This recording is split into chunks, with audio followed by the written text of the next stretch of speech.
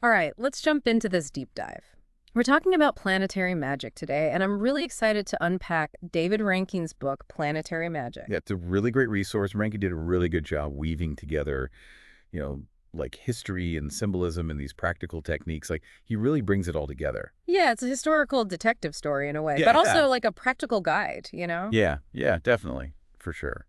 And I have to say, it's got me thinking a lot about the connection between the cosmos and, our everyday lives. It's really cool. Yeah. So today, our mission is to give you guys a foundational understanding of planetary magic, where it comes from, like its core principles and how it connects to the Kabbalah. There's so much in here. So let's start by way, way back, going back in time over 5,000 years to ancient Sumeria, Okay. where it all began, right? Yeah, the Sumerians were very sharp. They were astute observers of the heavens, and they'd identified 7 celestial bodies: the sun, moon, Mercury, Venus, Mars, Jupiter, and Saturn.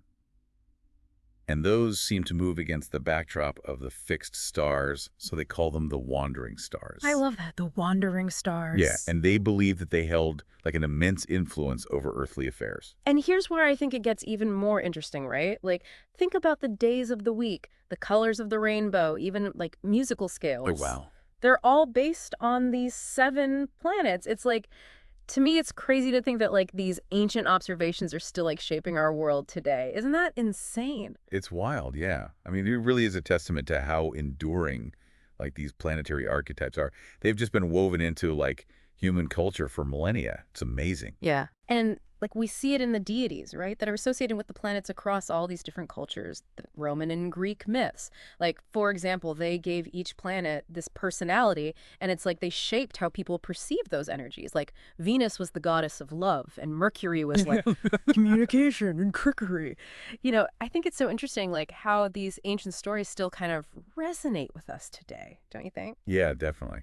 Definitely. And those stories, I mean, they get really interesting. You can't forget about like the family dramas of the Roman pantheon. Yeah. They actually kind of mirror like the relationships between the planets themselves. Like Yeah. Uranus was the father of Saturn and Venus, and Saturn in turn fathered Jupiter, Neptune, and Pluto. And it's almost like, I don't know, I just think it's kind of wild. It's like they saw these celestial bodies as living beings, you know, engaged in their own cosmic soap opera or something. Cosmic soap opera. I love it. It makes these beliefs feel more human, doesn't it? They weren't just looking up. They were like, oh, there's a story there. It's really cool. Right. And then they connected the planets to specific parts of the body and stages of life. Right. And that's known as like the melethesic man. So each planet, they thought, like ruled a specific organ and a phase in a person's life, and it played a significant role in ancient healing practices. Like even Shakespeare's famous line, all the world's a stage. I mean, that reflects that ancient belief, right? Yeah. Oh my gosh. It's true. I never thought about it that way. So wild. Wild. It's amazing how all these seemingly disparate elements like mythology, astrology, medicine, it's all woven together in this tapestry of planetary magic. It's so cool. But I have a question. I have a question that's been bugging me. How do we fit these 7 planets into the 10 Sephiroth of the Kabbalah's tree of life? How does that work? Yeah. So the two schools of Kabbalah, the Masa Merkaba and the Masa Bereshith, they offer different perspectives on that. Okay, break those down for me. Practically speaking, what do those schools mean, especially if we're interested in planetary magic? Right. So the Masa Merkaba, which is often translated as like work of the chariot, focuses on this mystical journey through the Sephiroth. They use the planets as stepping stones to reach like divine consciousness. It's almost like a cosmic roadmap. It guides the practitioner towards spiritual enlightenment or whatever you might want to call it. So someone following the Merkaba path might use planetary amulets or invocations to connect with specific energies and ascend through the Sephiroth. Exactly, yeah. And we actually see examples of that, like in grimoires, which are essentially like magical textbooks. They contain all these rituals and instructions for working with planetary and other spiritual forces. That makes total sense. And then Masa Bereshith. Right, so that one, it means work of creation, and it delves into the creative and formative aspects of the planets. It explores how they shape and influence the material world. And it's more about understanding like the planet's role in the cosmic order and harnessing their energies for like manifestation and transformation, things like that. Okay, so someone following the Bereshith path might be more interested in using planetary magic to enhance their creativity or attract abundance or heal themselves or heal others. Yeah, that's a great way to put it. It's about working with the planets as partners in co-creation. I love that. And of course, we can't forget about the Sefer Yetzirah, the Book of Formation, which explicitly links the planets to the days of the week, the Hebrew alphabet, and even the human soul. It's pretty wild how all these seemingly disparate elements are woven together in this ancient system. Yeah, it's really cool. It's a testament to like the holistic worldview of the Kabbalah, which sees the microcosm and macrocosm as interconnected, reflecting each other. It all works together. Okay, so we have this rich history, these interconnected symbols, this like profound philosophical framework. But how do we actually work with planetary magic? Like, let's get down to brass tacks. What are the main approaches? Like, what do people actually do? Well, there's like three main types. There's talismanic magic, theurgic magic, and spirit work. Okay, let's unpack those. Starting with talismanic magic, what makes that approach so, like, compelling? Why do people go to that? Well, talismanic magic is about creating objects that like act as conduits for planetary energies. So we're talking amulets for protection, talismans to attract certain qualities, and even charms to influence events. Pretty cool. So an amulet might be worn to ward off like negative influences or something, while a talisman could be used to attract love or abundance or healing. Yeah, exactly. And timing is super crucial in talismanic magic. Ideally, these objects are created and consecrated during specific planetary hours and days to like maximize their potency, to make them the strongest that they can be. Now, you've got me curious about these planetary hours. I know the days of the week are associated with planets, but are you saying that there are specific times within each day that are also like linked to those planetary energies? Yeah, so those are what we call unequal hours. Unequal hours. Yeah, so the time between sunrise and sunset is divided into 12-day hours, and the time from sunset to sunrise is divided into 12 night hours. However, they're not equal in length like the hours that we're used to on a clock. Their duration changes throughout the year, as the days and nights get longer and shorter. Okay, so like figuring out these planetary hours requires a little calculation then. Yeah, but it's not too complicated. Okay, I'm ready. Let's say you want to create a talisman for like enhanced communication under Mercury's influence, for example. So you need to figure out like when the mercurial hours fall on a Wednesday, which is Mercury's day. Okay, I'm ready. Like, give me that crash course. I'm ready for planetary hour calculation. Okay, so let's take, for example, a Wednesday when the sun rises at 7 a.m. and sets at 8:48 p.m. First, we calculate the total daylight time. So 8:48 p.m. minus 7 a.m., that gives us 13 hours and 48 minutes of daylight, which translates to 828 minutes. Yeah, so far so good. Then we divide those 828 minutes by 12 to find the length of each day hour. So that comes out to 69 minutes per hour. Okay, we're getting somewhere. And then when you look at a planetary hours chart, you'll see that the first and eighth hours of Wednesday are ruled by Mercury. So the first mercurial hour would be like 7 a.m. to 8:09 a.m. You got it. Exactly. Right. And then for the eighth hour, we add 7 hours worth of minutes to the sunrise time. So that means the eighth hour starts at 3:03 p.m. and ends at 4:12 p.m. Okay, that makes sense. It's like a cosmic clock, but where the hands move at a different pace. It's really cool. Exactly. That's so cool. And this understanding like of planetary hours is fundamental to harnessing those specific energies for, like our magical workings. Right. But before we delve like any deeper into talismanic magic, I kind of want to talk about the spiritual helpers. Yeah. The angels, the archangels, intelligences, spirits. It's a lot of characters, right? Yeah, there's a lot going on. And honestly, like I'm a bit confused about their roles and like their hierarchy. Well, it is kind of like a cosmic organizational chart if you think about it. So think of the archangels as directors, right? Mm-hmm. Each of them channels the energy of a specific planet. And the angels, in turn, they carry out the instructions. They act as messengers and intermediaries between like the divine realm and our world. So the archangels are like the CEO of planetary energy, and then the angels are like the boots on the ground getting things done. Exactly. Okay, that's really cool. And then we have the intelligences and spirits. So the intelligences like represent the refined, positive aspects of the planets, embodying wisdom, harmony, creativity. So they're like the wise advisors, like guiding us toward our highest potential. Yep. And the spirits, are they the troublemakers? I wouldn't say troublemakers, but they represent like the raw, untamed energy of the planets. Oh, the powerful forces that like need direction and refinement. They need a little bit of work. I see. So working with spirits is a little bit more caution and expertise required? Yeah, you want to be a little bit more careful with those. The Hygromantia, which is a pretty cool grimoire, emphasizes the order of conjuration when you're working with these forces. So it advises like invoking the god, then the angel, and finally the demon, and each plays a specific role in that ritual. It sounds like a delicate dance, like respecting the hierarchy and calling upon like the right forces in the right order. It's really, really interesting. Exactly, yeah. And speaking of hierarchy, we also have the 9 orders of angels, which have influenced Western magic for like centuries. Why? 9 orders. That's a lot of angels. Like, where did this system come from? So the first categorization of the 9 orders is attributed to Pseudo-Dionysius, the Areopagite, and he was a Christian theologian, and he wrote in the 6th century. He described like the angelic hierarchy as this descending chain of beings, each with its own unique function and proximity to the divine. And these angelic orders are connected to the planets then? Yeah, each planet has a specific order of angels associated with it. It's really cool. Oh, that's so interesting. So we have like this incredible tapestry of planetary energies, angelic hierarchies, and this ancient wisdom. It's so cool. Yeah. But I'm eager to learn more about the practical tools and techniques, like the kamiyas you mentioned earlier. They sound fascinating. Yeah, the kamiyas are magic squares, where the numbers in each row, column, and diagonal add up to the same value. And they're used to create sigils, which are visual representations of planetary energies or intentions. Wait, so you're saying I can turn words into magical symbols? How does that work? Yeah, so it's a process of converting like Hebrew letters into numbers and then mapping those numbers onto the kamiya. So for example, let's look at the Saturnian intelligence, Agil.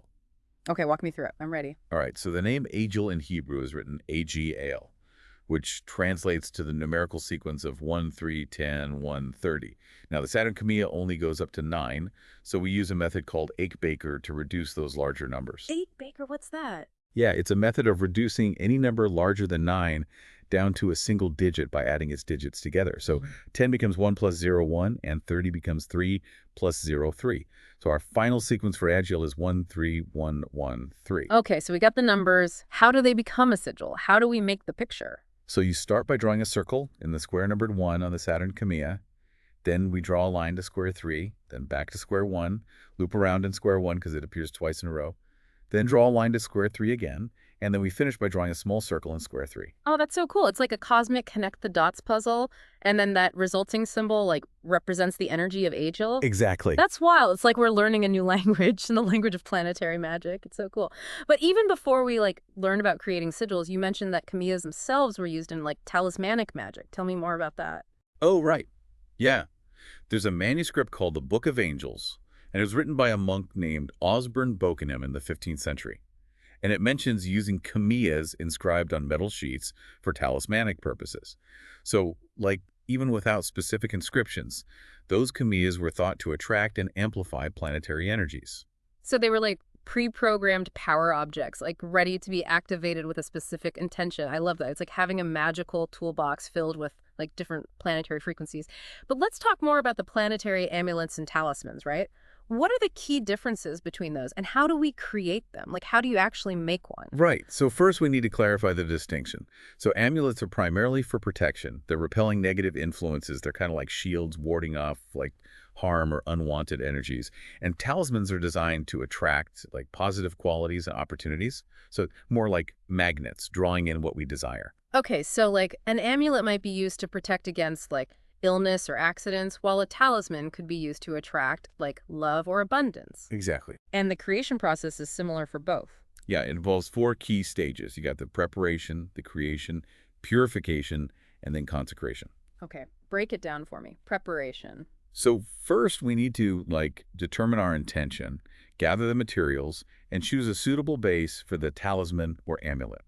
You know, what are we working with? What kind of materials can we use? Well, card is often the easiest to work with, especially when you're like incorporating sigils or symbols.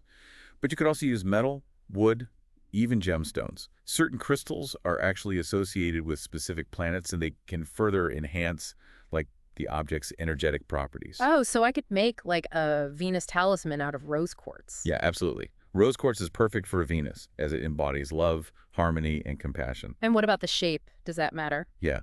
So you could use a circle, but if you're working with card, it's traditional to like choose a shape based on the planetary number. So a triangle for Saturn, the square for Jupiter, pentagon for Mars, and so on. Oh, that's really cool. It's like embedding the planetary energy right into like the structure of the object. Exactly. And then comes the creation phase where we like inscribe or draw the sigils and symbols onto the talisman or amulet. So this could include like the planet's astrological symbol or the divine name that's associated with it, maybe the name or sigil of its archangel, intelligence, and spirit. Any other relevant symbols that like resonate with your intention? It's like you're creating a personalized magical blueprint, like Yep. tailored to your specific needs and desires. It's really cool. But what happens after the talisman is created? So then it's purification. And that's super important to clear any lingering energies, make the object a neutral vessel for the planetary forces that we want to attract. Okay. So we can pass it through, like incense smoke, sprinkle it with salt water, or even like pass it quickly through a candle flame. Like giving it a spiritual cleanse, like resetting it, Exactly. and then finally we consecrate it. Yeah. Consecration is the activation phase, where we infuse the talisman or amulet with the specific planetary energy. And we can use incantations, visualizations, and even hymns to invoke the planet's power and align it with our intention. It's pretty cool. This is starting to feel really powerful. Could you walk us through a sample consecration ceremony? Like what might that look like? Yeah, definitely. So let's imagine you've created talisman to enhance your communication skills, and you're using Mercury as your guiding planet. And you've gathered the necessary materials on your altar. So we've got the talisman itself, a piece of orange fabric to wrap it in, a bowl of spring water, a bowl of sea salt, a censer with incense, and a red candle. Oh, I love how each element is represented there. It's like you're creating a microcosm of the cosmos right on your altar. It's really cool. Exactly. And first, you would perform a space clearing or a banishing ritual to kind of purify the area. Okay. This helps create a sacred space for the consecration. And then you take the talisman and you pass it through the incense smoke, saying, I purify you with the element of air. Next, you'd carefully and quickly pass it through the candle flame, saying, I purify you with the element of fire. Then sprinkle like a drop of water onto the talisman, saying, I purify you with the element of water. And finally, sprinkle a few grains of salt onto it, saying, I purify you with the element of earth. It's like the talisman is being bathed in the essence of each element. It's really cool. Yes. It's a way of cleansing it of any previous influences and preparing it to receive that specific planetary energy. Okay. And now it's ready for consecration. So you would state your intention clearly and concisely. For example, I will communicate with clarity and confidence. And as you speak those words, draw the sigil of Mercury in the air above the talisman and visualize it glowing this vibrant orange. And see a beam of orange light connecting your dominant hand to that sigil. And as you lower your hand, imagine that sigil descending into the talisman itself. Wow, that visualization is really powerful. It's like you're directing the energy with your intention and your imagination. It's so cool. Yeah. And now, intone the hierarchy of spiritual creatures that are associated with Mercury 8 times, starting with the divine name Elohim Sabaoth, then the Archangel Raphael, then the order of angels, the archangels, the planet Mercury itself, the intelligence Tyrael, and finally the spirit Tephthartharath. Hold on, can you repeat that? I need to write that down. That's really important. Yeah, for sure. So it's Elohim Sabaoth, Raphael, archangels Mercury, Tyrael, Tephthartharath, and you repeat that 8 times. It's like a cosmic roll call, acknowledging, the different levels of power and authority. It's so cool. What's next? So next, raise your arms above your head in a V shape and declare, I will take the divine spirit Elohim Sabaoth emanating from the heavens, focused through the archangel Raphael who directs the archangels, manifesting through the power of the heaven of Mercury, expressed through Tyrael and Tephthartharath. I have created this talisman for my glory. I have formed it and I have made it. Those words are amazing. I can feel the energy building, just hearing you say it, I can feel it around us. What happens next? So as you say that, visualize the energy of Mercury descending from the heavens and gathering in your hands, forming a glowing orange aura. Bring your hands down and place them on the talisman, saying, I join this talisman to my life, that I may communicate with clarity and confidence, as above, so below. This is my will, it is so. Oh, you're sealing the deal with those final words. Yeah, exactly. And then wrap the talisman in the orange fabric, place it somewhere safe, and the consecration is complete. That's amazing. It's really cool. And it's clear that talismanic magic involves a deep understanding of symbolism, planetary correspondences, ritual practice. There's so much going on there. But what about those other approaches like theurgy and spirit work? How do they differ from talismanic magic? So the theurgy shifts the focus inward.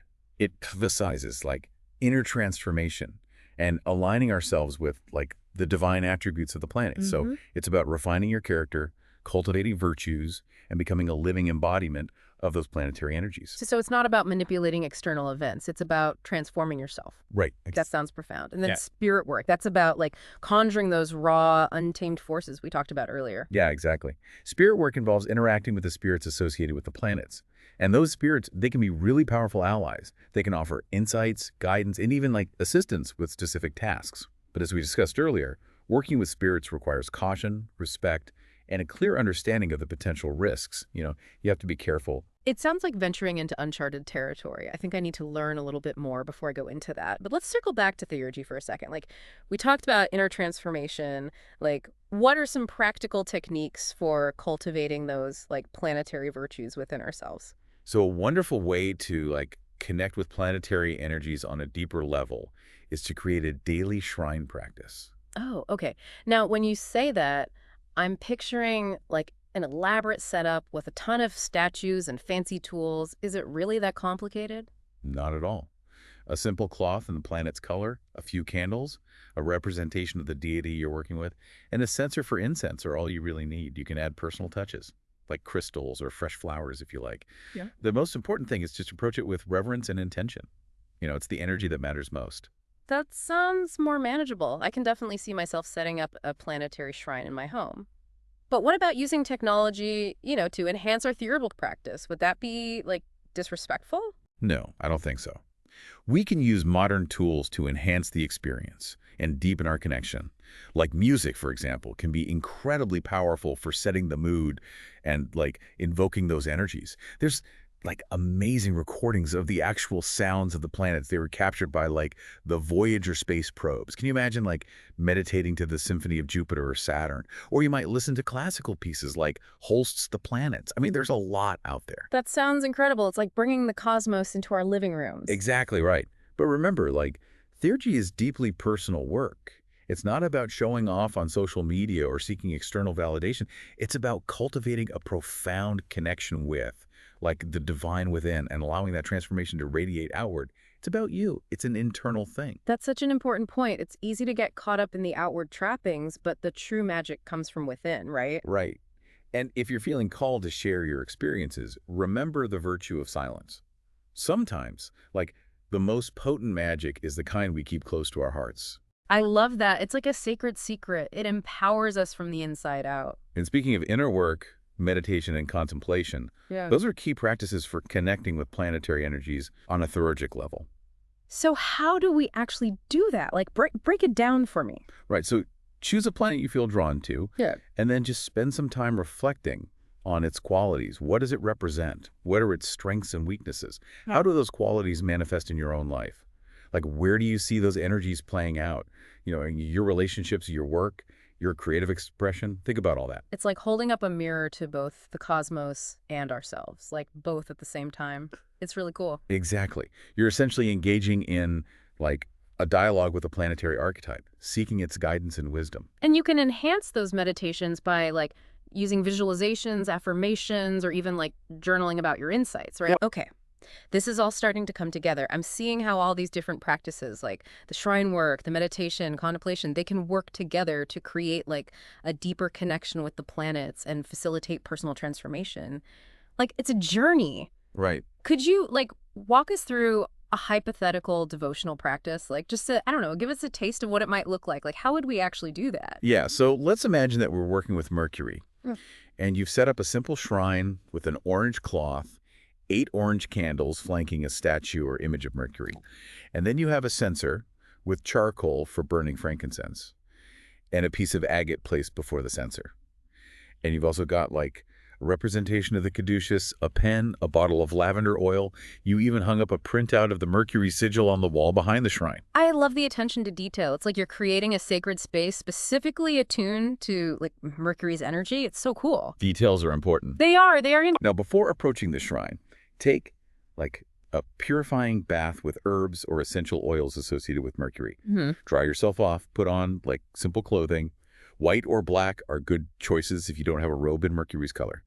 And then approach the shrine with a sense of reverence and anticipation. I'm already feeling cleansed and focused, just imagining this. And then what do we do? So light the candles and the charcoal as the frankincense fills the air with its purifying scent. recite the Orphic hymn to Hermes, which is the Greek name for Mercury. And as you recite the hymn, visualize Mercury's energy like descending upon the shrine and filling the space with this vibrant orange light. And once the hymn is complete, sit comfortably before the shrine, holding the agate in your hands. And that kind of helps to ground you and create an energetic connection. I love how, like, the physical act of holding that stone enhances, like, the spiritual connection. It's so cool. It all works together. And then... Right. So now close your eyes, relax your body, and bring your attention to your breath. And as you breathe deeply, allow your mind to quiet. And visualize the Mercury sigil in its orange glory. Contemplate the qualities associated with Mercury: communication, intellect, adaptability, even trickery. And reflect on how these qualities manifest in your own life. Where are your strengths? What areas could use some refinement? Don't censor your thoughts. Allow your intuition to guide you. It's like having a conversation with, like, the archetype of Mercury itself. Like, it's right there with you. It's so cool. What do we do next? Okay. So after spending some time in contemplation, choose a specific quality you'd like to cultivate or transform. And then add a bit more frankincense to the charcoal. As the aroma deepens, visualize the Mercury sigil expanding before you, becoming like as large as you are, and feel the energy of your chosen quality radiating from the sigil. And now see that energy flowing towards you, entering your body and filling you with its power. As you absorb this energy, anoint your heart with a drop of lavender oil, drawing the Mercury sigil over your heart as you say, "As above, so below. This is my will, it is so." That's beautiful. I can feel, like, the energy swirling around us just hearing you describe it. And then just spend a few moments journaling about your experience, noting any insights or impressions that arose. When you're ready to conclude the practice, just blow out the candles and walk backward away from the shrine, maintaining eye contact with the image of Mercury as, like, a sign of respect. It's like taking a little piece of Mercury's energy with you as you, like, step back into the world. Yeah. And then, like, consistency is key. So, like, the more we engage in these practices, the deeper our connection becomes. Right, definitely. This has been an incredible journey so far. We explored the history of planetary magic, its connections to ancient cultures, the Kabbalah, the hierarchy of spiritual beings, the intricacies of talismanic magic, and we've even, like, dipped our toes into the profound world of the theurgy. It's so cool. But before we wrap up this part of our deep dive, I have one more question. We've talked a lot about, like, the 7 classical planets, but what about those new kids on the block? Uranus, Neptune, Pluto, like, do they have a place in planetary magic? That's a great question. While, like, traditional planetary magic focuses on the 7 planets known to the ancients, Uranus, Neptune, and Pluto have gradually been incorporated into modern practice. So they're like the newcomers trying to find their place at the cosmic table. Yeah, you could say that. They bring, like, unique energies and perspectives that weren't accessible to the ancients, and it really expands, like, the scope and the possibilities of planetary magic. I think it's really cool. Okay, I'm eager to learn more about these newcomers. What can you tell us about Uranus? All right, so Uranus was discovered in 1789, and it's associated with the element of air. The day Wednesday, the zodiac sign Aquarius. Its color is purple, and its associated materials include, like, titanium, amethyst, and labradorite. Uranus represents change, innovation, technology, breakthrough, stuff like that. That's like the planet of revolution. Yeah, exactly. It challenges the status quo, disrupts old patterns, brings about, like, sudden shifts and awakenings. Things like that. That sounds intense. What about Neptune? So Neptune, that one was discovered in 1846, and it's linked to the element of water, the day Monday, the zodiac sign Pisces. The color is like gray or sea green, and its associated materials include tungsten, pearl, shell. Its associated materials include tungsten, pearl, and shell. And Neptune kind of governs those realms of dreams, intuition, spirituality, and illusion. It's the planet of the mystic, right? Yes. It invites us to explore the depths of our subconscious, connect with our intuition, and dissolve the boundaries between, like, the seen and unseen realms. That sounds like both alluring and a bit daunting. It can be, yeah. What about Pluto? I know it's been, like, demoted to dwarf planet status, but does it still, like, hold significance in planetary magic? Yeah, that's a good question. And that's actually a question that has sparked a lot of debate in modern, like, magical circles. Some practitioners continue to work with Pluto as a full-fledged planet, while others have chosen to, like, focus on the classical 7. It's kind of a matter of personal preference. So Pluto's gone rogue.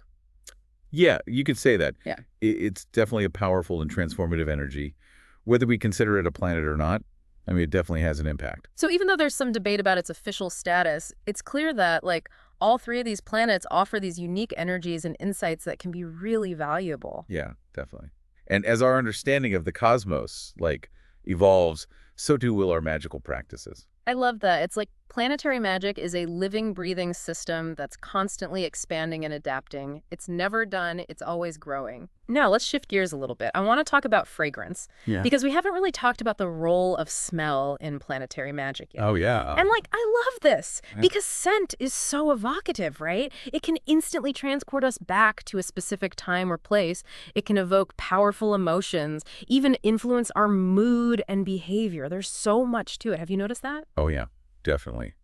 And that's precisely why fragrances have played such a crucial role in, like, magical practices throughout history. Yeah. They're not just about creating a pleasant atmosphere. They're about attracting spiritual beings, enhancing, like, the energy of rituals, and even shifting our consciousness. I mean, it's like creating, I don't know, like an olfactory invitation, like to the planetary forces, right? Right. Like drawing them closer with like specific scents, almost like a love potion for planetary energies. Right. Exactly. And we actually see hints of this practice, like in ancient Mesopotamian texts, where they mention 7 specific fragrances that are linked to the planets.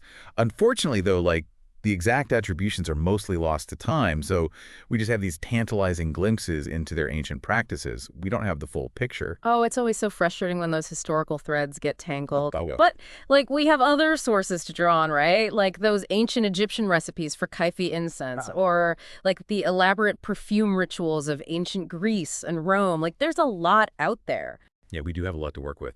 And one particularly rich source is the Greek magical papyri, which is a collection of texts dating back to, like, the 2nd century BCE. And these papyri offer, like, a fascinating glimpse into the magical practices of the Greco-Roman world, including, like, specific incense attributions for each of the Greek deities that are associated with the planets. So, for example, they recommend storax for Kronos, who's Saturn, Malabathron for Zeus, Jupiter, Kostos for Ares, Mars, frankincense for Helios, the sun, Indian nard for Aphrodite, Venus, cassia for Hermes, Mercury, and myrrh for Selene, the moon. Oh, wow, it's like a recipe book for invoking the gods. Like I can almost smell those ancient temples, like filled with the smoke of like exotic incense. It's really cool. But like, I'm curious, how do those like ancient attributions compare to the ones that are used in planetary magic today? That's interesting. There's definitely some overlap, but also, like, some intriguing variations.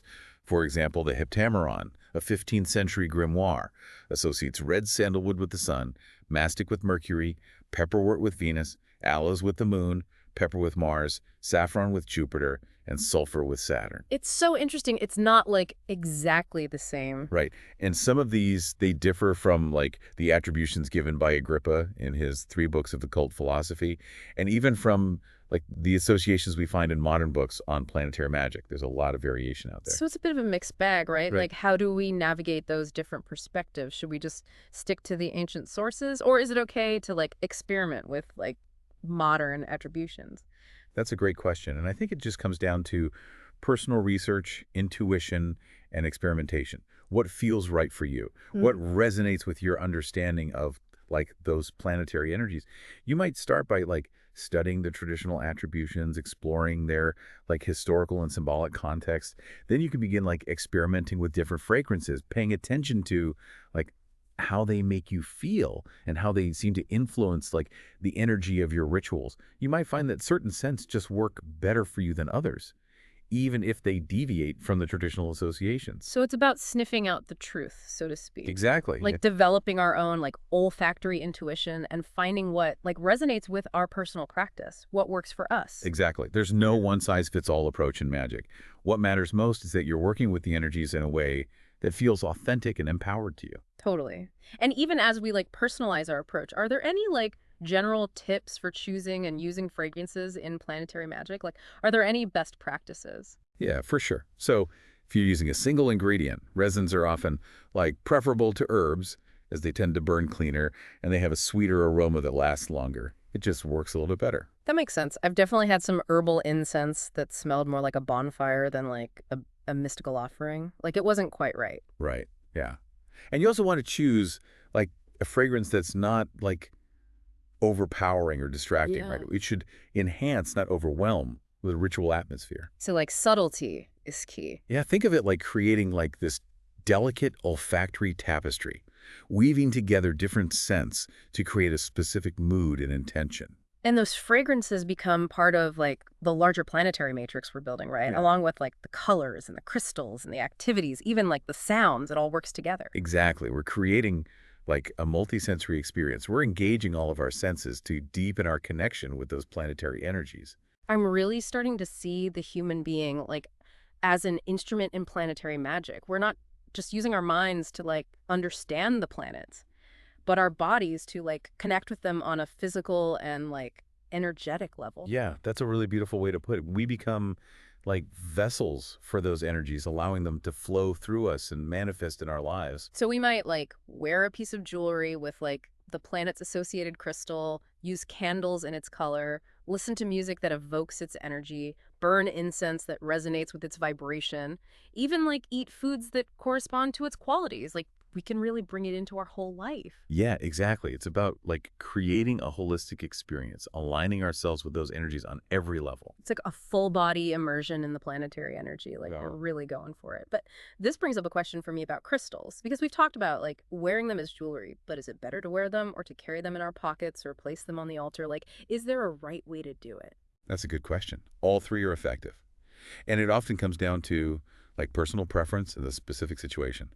So wearing crystals as jewelry, it allows for like constant contact with their energy. It creates this subtle but persistent flow. Carrying them in your pocket is like a more discreet way to keep them close, and you can easily like hold them in your hand during meditation or ritual work. And placing them on the altar, that kind of infuses like the ritual space with their vibrations. It amplifies the energy of the working. So it's about finding like what works best for each individual and like each situation. And of course, we always want to consecrate our crystals before we use them, right? Like to clear any like lingering energies and align them with our intentions. Like that's important. Yeah, it's really important. It's like giving them a magical tune-up. I like that. Yeah. Ensuring that they're vibrating at their highest potential and they're aligned with like our purpose. And speaking of alignment, I'm curious about like the specific areas of the body that are like particularly receptive to planetary energies. Like, for example, is there a reason why rings are traditionally worn on certain fingers? Like, is there a meaning to that? Yeah, there actually is. Each finger is associated with a specific planet. And this tradition goes back to like ancient times. So the thumb corresponds to Venus, the index finger to Jupiter, the middle finger to Saturn, the ring finger to the sun, and the pinky to Mercury. Isn't that interesting? Wow, I had no idea that there was a whole cosmic system behind like ring placement. Like I'm going to rethink my whole jewelry collection now. Right. And these like attributions can add like another layer of intentionality to your magical practice. For example, if you're working with Venus to like attract love, wearing a ring with a rose quartz on your thumb could really amplify that energy. It's pretty cool. It's like sending a direct signal to the cosmos, you know? Like this is what I'm calling in. It's really cool. Exactly. And like beyond rings, are there other areas of the body that have like planetary correspondences? Yeah. So the throat is linked to Venus. So necklaces and pendants are like a good choice for Venusian magic. The heart is associated with the sun, so wearing a pendant with like a sunstone or gold over your heart could enhance solar workings. And the brow, or like the third eye, is connected to the moon. So circlets and headbands are really good for lunar magic. It kind of depends on what you're going for. I'm starting to see the human body as like a microcosm of the cosmos, like Yeah. with each part resonating with a specific planetary energy, like walking, talking maps of the universe. It's so cool. That's beautiful. And by understanding these, the correspondences, we can create a truly holistic approach to planetary magic, Yeah. engaging our entire being in the process. But let's not get too carried away with all these like external symbols and correspondences. I want to bring us back to the core of the Correct. theurgy, right? The inner transformation. Right. We talked about the shrine work and the meditation, but what are some other ways to like cultivate those planetary virtues within ourselves? Like what else can we do? Well, a powerful technique is to like consciously embody the qualities that you're seeking to develop. So it's about like aligning your thoughts, your words, and your actions with the planetary archetype you're working with. It's about bringing it into your life. So like fake it till you make it, but with planetary magic. In a way, yeah. Yeah. But it's not just about putting on a show. It's about like making a conscious effort to align your inner and outer worlds with the energy you're seeking to cultivate. So for example, if you're working with Mercury to like enhance your communication skills, pay attention to how you speak and listen. Practice active listening. Express yourself clearly and concisely, and be open to, like, learning new things.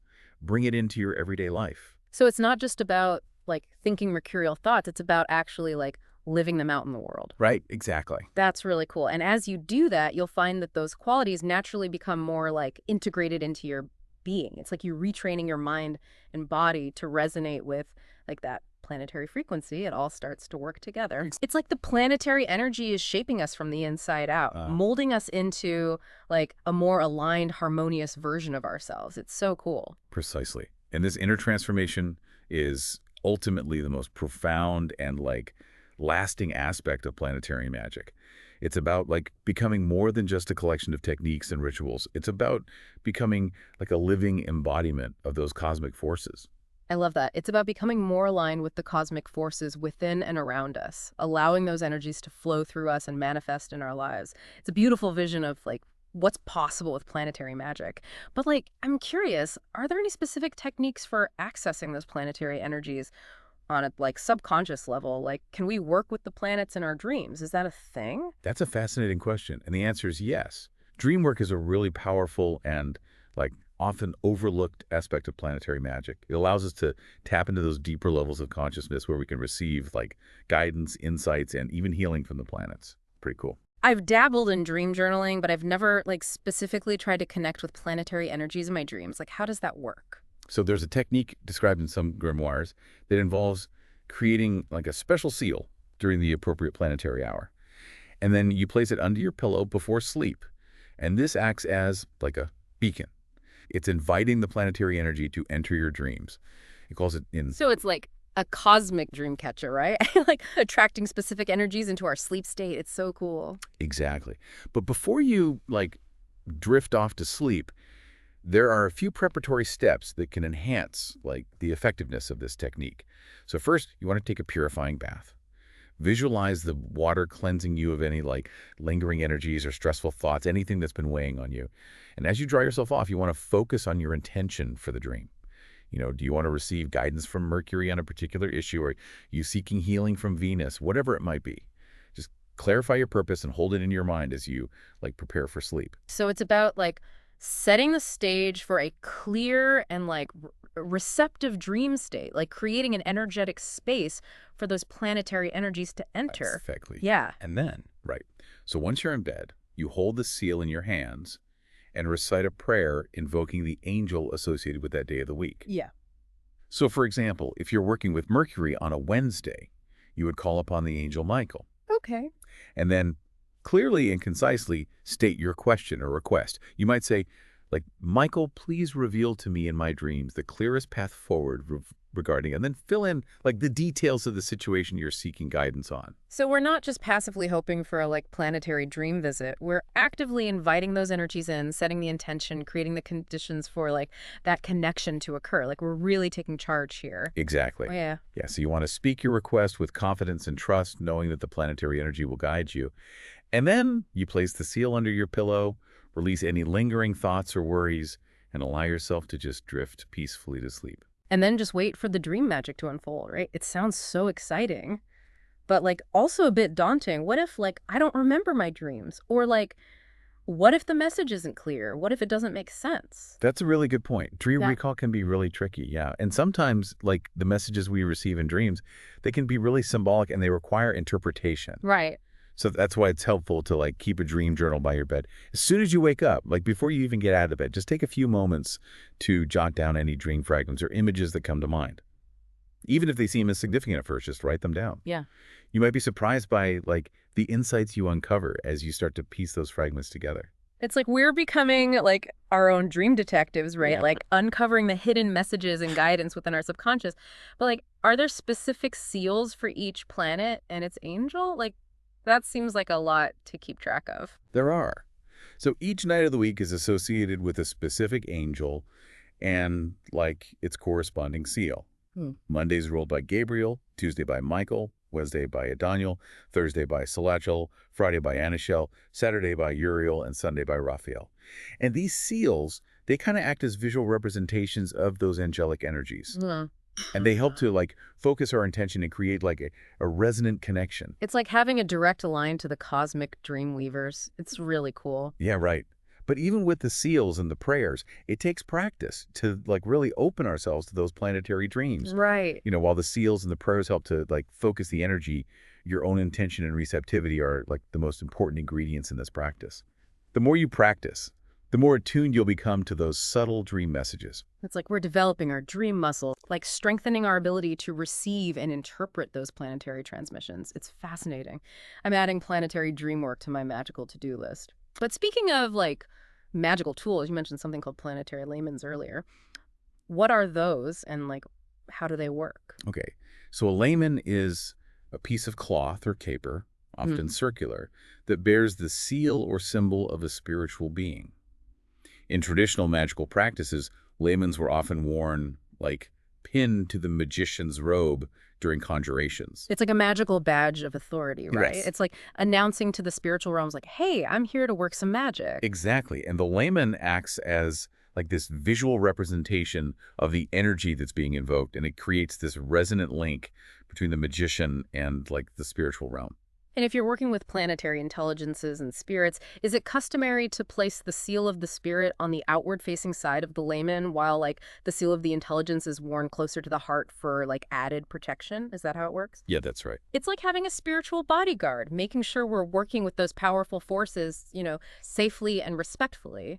But what if we're not, like, doing conjurations? Can we still use lamens in, like, other types of planetary magic? Yeah, absolutely. So for talismanic or theurgic work, you can create a like general purpose planetary layman using a 7-pointed star, or heptagram, which is a really powerful symbol that represents like the 7 classical planets. Yeah, heptagram. I've seen those in so many like different magical traditions. They always seem to like radiate this power and mystery. I've always been really fascinated by those. Yeah, they're incredibly potent symbols.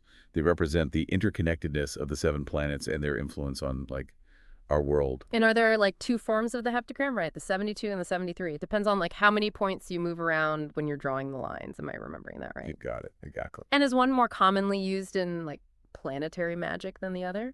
Or is it just like preference? Both are suitable, yeah. And the choice often comes down to like personal preference. So the 72 heptagram is perhaps most famous for its appearance in the Sigillum Dei Emeth, or the Seal of God's Truth. And that was found in like a 13th century grimoire called Liger Geratis. And this seal was later adopted by John Dee, who was a famous Elizabethan magician and scholar, and it became like a central element in Enochian magic. So it's a symbol with a long and powerful history. It's amazing how these symbols travel through time, like carrying their energy and their significance across like centuries. It's wild. Right, it really is. And the 7 points of the heptagram also correspond to like the 7 vowels of ancient Greek, each of which is associated with a specific planet and color. Okay. So alpha is linked to the moon in silver, epsilon to Mercury in orange, eta to Venus in green, iota to the sun in gold, omicron to Mars in red, upsilon to Jupiter in blue, and omega to Saturn in black. It's like a cosmic alphabet encoding the language of the planets. Right. That's pretty cool. So we can use those colors and vowels when we're creating like a heptagram layman. Absolutely. You can draw or embroider like the heptagram onto a piece of cloth and the color of the planet you're working with. You can even incorporate those vowels into your design. It's adding like another layer of symbolic resonance. Like it makes it even more powerful. I love that. I love the attention to detail. It's like we're creating these intricate maps of like planetary energy, weaving together symbols and colors and sounds, to amplify their power. It's really cool. And can we add like the planet sigil to the layman as well? You can, yeah. Yeah. It's common to place like the planet sigil in the center of the heptagram to further focus the energy. And like if you you can add the seal of its archangel on the back facing your heart for like added protection and guidance, whatever feels right for you. So it's like a personalized planetary power symbol, right? Yeah. It's like attuned to our specific intentions and needs. But how do we actually use like a heptagram layman in our practice? Like, do we wear it like a talisman? What do we do with it? Yeah. So you can wear it during rituals, meditations, or even carry it with you throughout the day to enhance your connection with that planetary energy. You can also place it on your altar during planetary workings, or even use it as like a focus for visualization and contemplation. Whatever feels good to you. It's like carrying a little piece of the cosmos with us, right? Yeah. Like reminding us of that connection, inviting those energies into our lives. It's really incredible. I'm starting to see the potential of planetary magic for like personal growth, spiritual exploration, even like manifesting our desires in the material world. It can do so much. It's a really powerful system. It offers a rich tapestry of tools and techniques for aligning with those cosmic forces and creating like a more fulfilling life. That's so cool. But as with any magical practice, it's important to approach planetary magic with respect, intention, and like a willingness to learn and grow. You can't just jump in. Right, exactly. It's not about like manipulating the universe to like bend to our will. No. It's about understanding like the natural laws of the cosmos and working in harmony with those energies. It's about like flowing with it. Right. And speaking of like working in harmony, I'm curious about like the relationships between the planets themselves. Earlier, you mentioned that Agrippa described these relationships as like friendships and enmities, highlighting how like the planet's energies can either harmonize or clash. Can you tell us more about that? Yeah. So this concept of like planetary friendships and enmities, it's crucial for like understanding how to work with the planets effectively. It's about recognizing that these energies aren't like isolated. They're interacting with each other, creating this complex web of relationships that can influences our world. They're all connecting. It's like a cosmic dance, right? Yeah. With the planets swirling and interacting, creating different like energetic patterns and possibilities. Yeah, that's a great way to put it. And understanding that dance is key to like timing our magical workings. So while it's always best to perform like rituals during the planetary hour and day associated with the specific energy we're invoking, sometimes that's not practical. Life gets in the way. Right, right. So in those cases, we can look to the days and hours ruled by planets that have a like friendly relationship with our target planet. So they're working together. So like if I wanted to work with Mercury, but I couldn't do it on a Wednesday, I might choose a Sunday because the Sun and Mercury are like considered friends. That's a great example, yeah. Okay. Or you could work with Venus on a Friday because Mercury and Venus also have this like harmonious relationship. So by working with like these planetary allies, we can amplify the energy of our workings and increase the likelihood of success. It makes it even stronger. It's like finding cosmic allies, right? Yeah. Like to support our magical intentions. And conversely, we want to avoid working with planets that are considered like enemies, right? Because their energies could clash and create obstacles or like unwanted results. Like we don't want to mess with that. Yeah. Okay. Exactly. So for example, Mars and Saturn are considered enemies, so you wouldn't want to like work with Martian energy on a Saturday or during a Saturnian hour. Okay. Their energies are too different, and that clash, it could create friction or even backfire. It's like trying to mix like oil and water. Like they just don't blend well together. Right. So it's really important to like study the traditional planetary relationships and factor those into our magical planning. It allows us to work with planetary magic more intentionally and effectively and just more safely. Totally. This is so empowering. It's like we're learning to navigate like the cosmic currents. Right. Understanding like the language of the planets, choosing the right allies to support our magical intentions. Like we're becoming masters of the universe almost. In a way, yeah. It's really cool how planetary magic blends like practicality and symbolism, science and spirituality. It creates this like truly holistic system for personal growth and transformation. Like it brings it all together. But I'm curious, how did like the ancients actually determine these planetary relationships? Like was it purely based on intuition or were there like more tangible factors involved? Yeah, that's a great question. And it highlights like the fascinating intersection of astrology and astronomy in the development of planetary magic. It was a bit more systematic than that. The concept of planetary like friendships and enmities, it actually reflects practical observations of how the planets appear to interact in the night sky. Yeah. So for example, planets that are often like seen close together or moving in similar patterns, they were considered friends. While those that, rarely appear together or seem to move in opposite directions, those were seen as enemies. They were kind of clashing. It's like they were mapping out like the cosmic social scene based on like their astronomical observations. I love that. It grounds these abstract concepts in like these observable phenomena, right? It makes them feel more tangible, more relatable. Right, exactly. And this connection to like observable phenomena, it also highlights the importance of aligning our magical practices with, the natural rhythms of the cosmos. It's not about imposing our will on the universe. It's more about like working in harmony with its inherent patterns. So instead of trying to force things to happen, we're learning to like dance with the cosmic energies, Mhm. understanding their rhythms and finding like the moments of alignment where our intentions can flow like most effortlessly. It's almost like I don't know, like surfing a cosmic wave, Yeah, finding that sweet spot where we can harness its power without getting wiped out. that's a fantastic analogy. And this principle of alignment is like beautifully encapsulated in that famous Hermetic maxim, right? As above, so below. It's about recognizing the interconnectedness of all things and aligning ourselves with those like universal forces. It's about understanding that the microcosm, our own inner world, reflects and is influenced by the macrocosm, like that vast interconnected web of the cosmos. It's all connected. Exactly. And as we deepen our understanding of these cosmic connections, we open ourselves to like incredible possibilities, for personal growth, spiritual exploration, even manifesting our desires, like in the material world. There's so much that we can do. It's like we're learning to speak the language of the universe, understanding its like grammar and syntax, and Yeah. using those principles to compose our own like magical symphonies. It's so cool. But let's not get like too far ahead of ourselves. We've covered a lot of ground in this deep dive.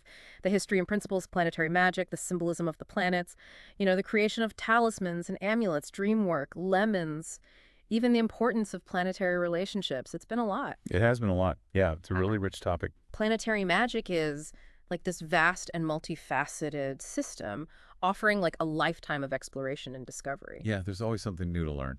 And speaking of exploration, I'd love to hear like your thoughts on like what lies beyond like the basics. What advice would you give to someone who's intrigued by planetary magic and wants to take their practice deeper?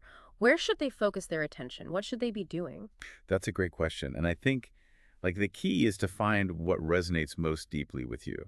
What aspects of planetary magic spark your curiosity and passion? Is it the creation of talismans and amulets? Is it the inner work of the theurgy? Is it the exploration of dreams and like the subconscious?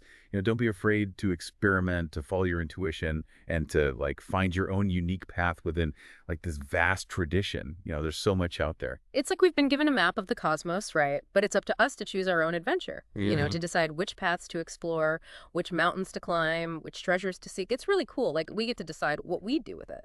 Exactly. And as you embark on this journey, remember to approach it with reverence, humility, and a willingness to like learn and grow. Yeah. Planetary magic is a powerful tool for transformation, but it's not like a quick fix. It's not a shortcut. It requires dedication, practice, and a deep respect for the forces that we're like working with. It's a lifelong journey. Yeah. It's a continual process of aligning ourselves with like those cosmic energies, allowing those forces to like work through us. It's really cool. Precisely. And it's a journey that's filled with like wonder, mystery, endless possibilities for growth and transformation. There's always something new to discover. This has been such an enriching experience. Like, I feel like I've gained a whole new perspective on the cosmos, on magic, and on like my own place within this like grand interconnected web. It's been so cool. Thank you so much for sharing your wisdom and your insights with us today. Well, thank you so much for having me. It's always a pleasure to like talk about this stuff. Okay. And to our listeners, I hope you've enjoyed this deep dive into the fascinating world of planetary magic. We've barely scratched the surface, but hopefully we've sparked your curiosity and inspired you to like explore this magical system further. Remember, the cosmos is this vast and mysterious playground, and planetary magic, it offers like a map and a compass to help you navigate its wonders. So keep exploring, keep experimenting, and keep reaching for the stars. Until next time, happy conjuring.